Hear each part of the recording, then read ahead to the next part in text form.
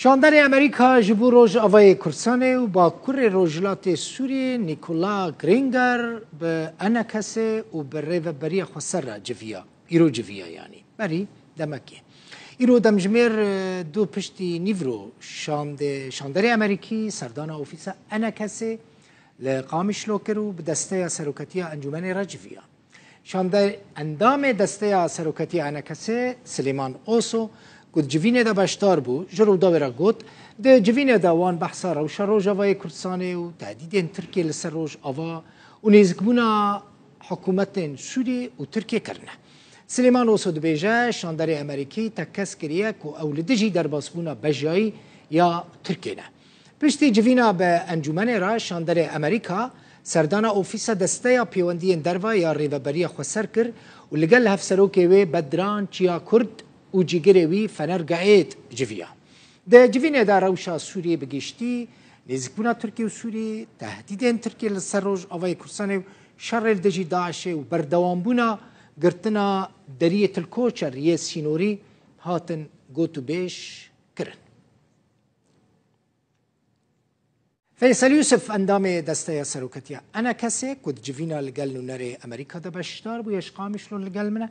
كاك فيصل دنباشو بخير هاتي من بحثة هناك تشتان كر وبهتر بحثة شكر وجنونر أمريكا داخوازا دس بيكرنا ديالوغ القل بيدي كريانا سپاس اشترى وجتما شغان الهجار يعني ما شاندري أمريكي هات سردانا ما أوفيسا انجمنان اجتماعي كردي گو از هر جارکی از تیم فیدری ج امریکا از فازم گهداری بکم چه برزگریکی هنه از کاربن گهداری بکم و ام کاربن رولکی بلی زینن گو ام چاره سر بکم بله تشتی گو مجیره گو انو پشتی شکستنا داعش به سرکتیا امریکا و بندیان اب دولتی امریکا دبیجی ام پشدرتنا آرامیت کند فیده بری ام جد بيجنا او آرامی کل کی گرکیای بو ما هيا ایرو اونا نپیک هاتیا یک جبرگو حتی ایرو غیری مثلا هبونا داعش و هرو تشتی گود کی افغفن گود بن جالی ترکیه بحتا انها و اف هفدیترن گو چه بنا بنا ترک و رژیم و روسادا خلق نرحتیه دبینه پروژه در کتنه البروایه تشتکی دیتری البروانینا اف آرامیت يا دواد مثلا آرامی دا اواکو خلق لکر حدبو وقتی کو انجمنان اجتماعی کردی و پینا کدان مستاندن دیالوگ کرد کو خلقیت کو و کاربن بهدورا بریفبری کی اواکو خلق بیجی ام تف خودی بنجیرو ام تف شریک بنجیرا کو کاربی او ریفبری برا خدمت گزاری تشتی های پیوستین خلقی کاربینه دوساوی او کارنها نجعلی مواقع انجمنان اجتماعی کردی ده جبر قوي روجي بن بيكرن عند بن حقيق ما في كسن انجومني قرتن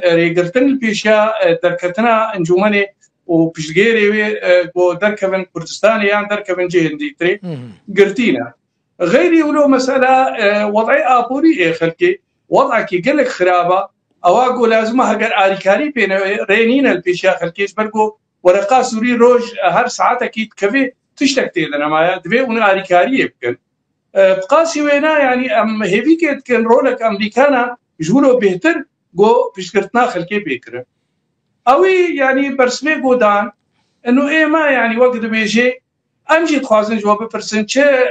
ديتني وصل بي هبديتنا موسكو انا مجواركو هبديتنا موسكو يا ديتنا تركو ريجيما سوري سر مستوى وزراء واي بربانيه بچابديريه روسي ام نبینن چاره سریکه چې پرسګریکا سوري تمامي را ام بینن دوی چاره سریکه تبعی چې بالکل بریاران عبد دولتی دو پین چار چې نه بيش عالي کی تنیدا غیر یو مطرسین انا حتى انها قضیام لتی كل وك مسلك سراكيد اندروي سوريا دت به بيشګرتن بي برسباوي جنا راكو ايما امجید بيجن دوی چاره سریک سیاسی سرانسر سوريا به بداليا تري مساله حل نابي يا دي تري جو اب قفي قود بن ام دبينن برا يعني الارامي يدخي هر وقت ام نرازينا ايري شك هبي وام بر بيدن جو